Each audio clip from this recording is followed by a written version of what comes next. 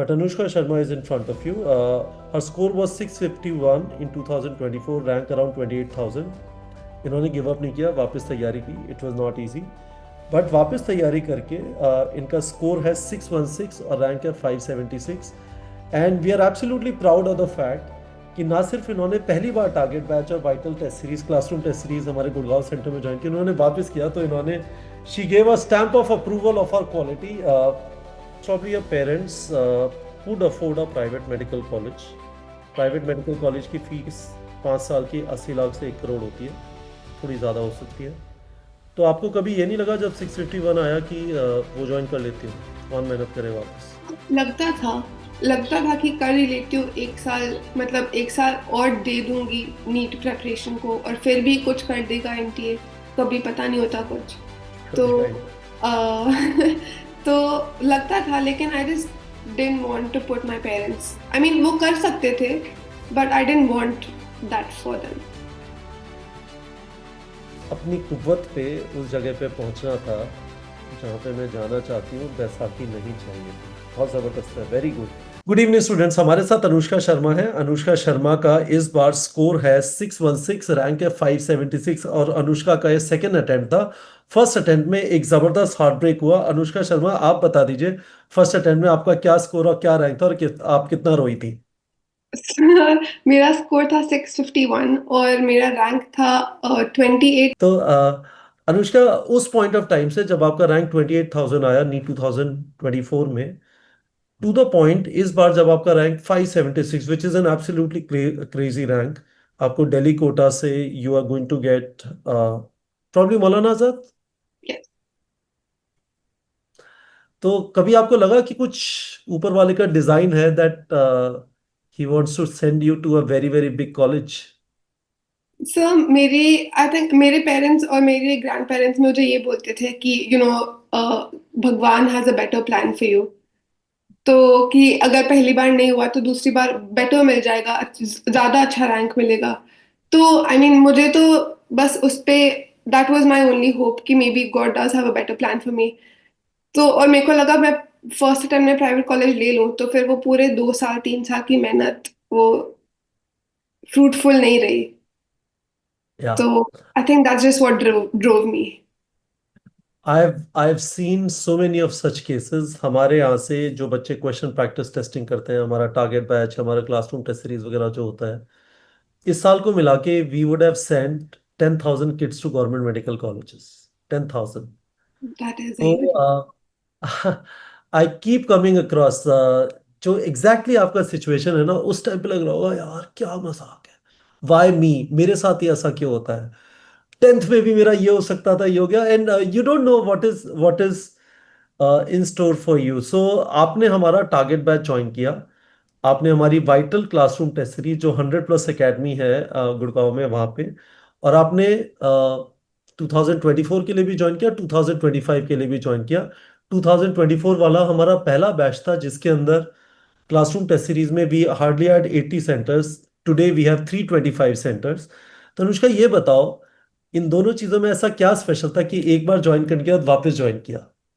सो मुझे clear difference दिखा question की क्वालिटी में, कि जहाँ कोचिंग्स में I mean in every big coaching आपके क्वेश्चन इतने ज्यादा रिपीट होते थे, सेम कॉन्सेप्ट बार बार लगाते रहो तो आपका हर क्वेश्चन हो रहा था, सेम क्वेश्चन बार बार दिख रहा है, एग्जैक्ट सेम क्वेश्चन.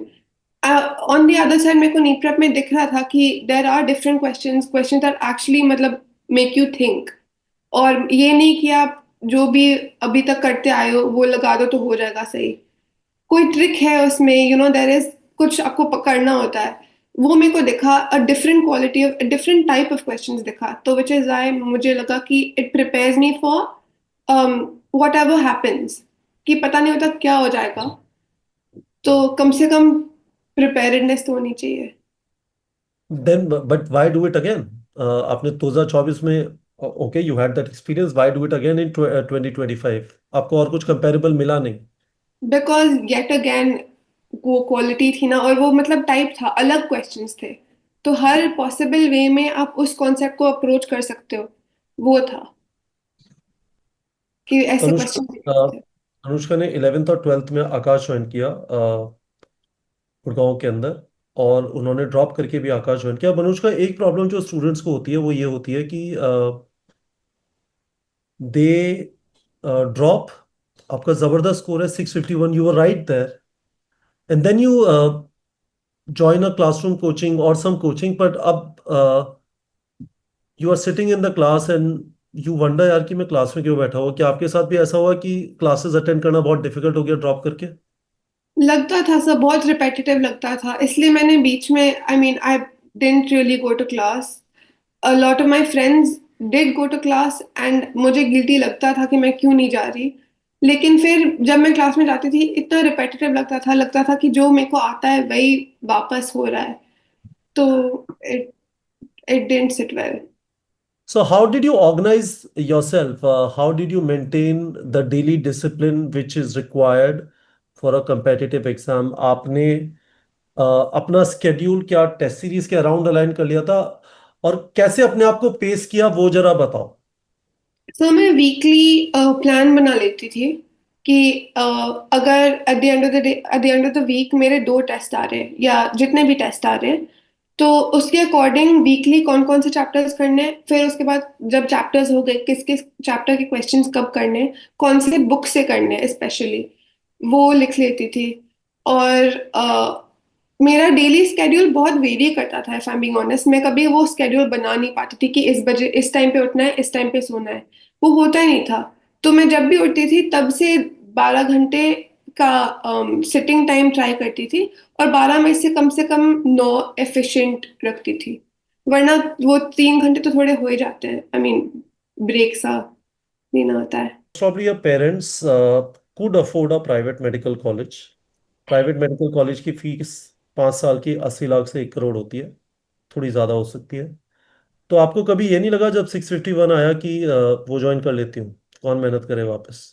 लगता था लगता था कि कर ही लेती हूँ 1 साल, मतलब 1 साल और दे दूंगी नीट प्रेपरेशन को, और फिर भी कुछ कर देगा एनटीए, कभी पता नहीं होता कुछ। तो कभी गाइड। आ, तो लगता था, लेकिन I just didn't want to put my parents, I mean वो कर सकते थे but I didn't want that for them. अपनी कुव्वत पे उस जगह पे पहुंचना था जहां पे मैं जाना चाहती हूँ, बैसाखी नहीं चाहिए थी। बहुत जबरदस्त है, वेरी गुड। तो अब मुझे एक चीज और बता दीजिए कि how did you motivate yourself from that absolute heartbreak 651? कब आपने वापस तैयारी चालू की नीट 2025 के लिए? बिकॉज रिजल्ट सो मैंने हो गया था, सारा तमाशा हो रहा था उसकी वजह से। मैंने इन अ वे डिसाइड, तो मैंने जब रिजल्ट आया था तभी बोल दिया था मम्मा को कि I want take a drop. तो उन्होंने तभी बोला था, यू नो लेट्स सी, अभी let's talk to people, let's figure out what is happening, अभी डोंट टेक एनी डिसीजंस। लेकिन मुझे शायद तब से आइडिया आ गया था कि ड्रॉप तो लेना है। आइडिया तो नहीं, मुझे एक्चुअली आई हैड डिसाइडेड तभी, उसी दिन। लेकिन उसके बाद मैंने प्रेपरेशन शायद चालू की समटाइम इन अक्टूबर, ढंग से प्रेपरेशन अक्टूबर नवंबर में। तो आपने हमारा पहला वाला टेस्ट मिस कर दिया होगा जो 29 हम्म। सितंबर वाइटल के अंदर पिछले साल, and then you started writing test. तो हमारे टेस्ट में मुश्किल क्वेश्चन होते थे। कभी आपको लगा नहीं कि why am I going through this hassle? और आपके आसपास वाले लोग, आप बता रही थी मुझे कि आपने काफी सारे लोगों को रेकमेंड किया था कि चलो नीट प्रेप की टेस्ट सीरीज ज्वाइन करते हैं, तो आपको सुनाते नहीं थे कि ये क्या ज्वाइन करा दिया? सर सुनाते थे, और इनफैक्ट वो कहते थे कि नहीं, फिजिक्स के क्वेश्चन जैसे उसकी वर्डिंग बहुत लेंदी है, और केमिस्ट्री के बहुत क्वेश्चंस जो कभी कॉन्सेप्ट कभी सुना ही नहीं है, कभी देखा ही नहीं है, ऐसे होते थे। ऑर्गेनिक हाँ। में शायद मेरे को एक दो दिखे थे। तो होता था, पर eight the end of the day I knew, I mean मुझे कभी कभी आ गया था डाउट थोड़ा सा, इतने सारे लोगों से सुन रही हूँ।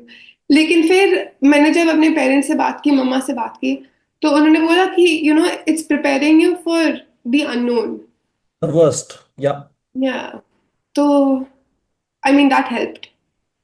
सो कैसे हेल्प किया? So I want to know this, क्योंकि बहुत सारे लोग को लगता है कि मैंने कोई टेस्ट सीरीज या क्वेश्चन बैंक ज्वाइन किया तो हेल्प का मतलब होता है कि क्वेश्चन ऐसा कैसा उठ के आ जाए। वो तो कभी होता नहीं है, that is a joke, right? But आपको हेल्प कैसे किया? Did you learn to leave the, मैं लोगों से कहता हूँ, I don't know how big a cricket fan you are, कि ज्यादातर लोग दिल्ली के कोटला के पिच के लिए रेडी होके गए थे, और वो ऑस्ट्रेलिया के अंदर पर्थ का पिच था। बॉल बाउंसर ही बाउंसर। तो how did our test specifically बताना prepare you for what you saw, the horror that you saw in NEET 2025? So if I compare it to other test series, तो उसमें तो मुझे पता था कि ऐसे क्वेश्चन आने वाले हैं, ये कॉन्सेप्ट लगाना है, ऐसे होएगा। In when I went to write a NEET prep test, मुझे कभी पता नहीं होता था कैसा क्वेश्चन आ जाएगा। So I had to really think with each and every question, मतलब कि क्या पूछ रहे हैं, कैसे करूं, और टाइम लगेगा, कितना टाइम लगेगा। तो ये सब were things that I had to learn to consider while giving NEET prep tests. तो ये even though I did get very panicky during NEET 2025 as well, but it still helped कि मेरे को आदत थी वो लंबे फिजिक्स के क्वेश्चन रीड करना, और मतलब थोड़े से ऑड केमिस्ट्री के क्वेश्चन रीड करना। तो I think that is what helped. वो आदत लग जाती है थोड़ी सी। या, तो अनुष्का, अब एक चीज बताइए, आपकी कुछ हॉबीज वगैरह हैं? Yes sir. मैं एक्चुअली बहुत even during NEET preparation I used to go for dance classes quite often. तो क्या डांस है ये? ये डिस्को है या फिर ये भरतनाट्यम वगैरह है? सीरियस क्या no है? sir, I used to go for jazz funk mostly. Jazz funk या open style, हाँ। जैज एंड फंक? तो आपने जेम्स ब्राउन का नाम सुना है? जेम्स ब्राउन के गानों पे आपने डांस किया? नहीं किया है? नहीं, वो अपने नहीं, आप को सुना था ग्रैंडफादर ऑफ मैंने। फंक बोलता था। Jazz and funk, okay, very good. So you would go for jazz and funk classes, very good. आने जाने में कितना टाइम लगता था? हर रोज कितने घंटे, हर रोज जाती थी? हर रोज तो नहीं sir, I think thrice a week. और दिल्ली में और गाँव से दिल्ली? हाँ, so it would take at least an hour up and down. ठीक है। तो और क्लास कितनी देर की होती थी? एन आवर एंड हाफ, लेकिन 2 घंटे तो हो ही जाता था। तो अनुष्का, मुझे ये बताइए कि आप कितने घंटे पढ़ी है? 11th और 12th में कितने घंटे पढ़ी डेली? तो 11th और 12th में आप कितने घंटे पढ़ी, और फिर ड्रॉप करने के बाद कितने घंटे पढ़ी डेली? तो 11th में तो मैंने ज़्यादा नहीं किया अनफॉर्चुनेटली। आई थिंक 11th के एंड में मैंने शुरू कर दिया था सीरियसली पढ़ना। I mean studying 9+ hours a day। और 12th में भी I think I was studying anywhere between 8 and 12 hours a day, depending on कब टेस्ट है, कब क्या है। और फिर ड्रॉप के बाद तो मैंने, क्योंकि अक्टूबर में ढंग से पढ़ाई शुरू की, नवंबर के टाइम में भी, तो उसके बाद मैंने 9 घंटे से ज्यादा मेरा होता ही नहीं था। I mean beyond that I couldn't, मेरा दिमाग चलता ही नहीं था बिल्कुल।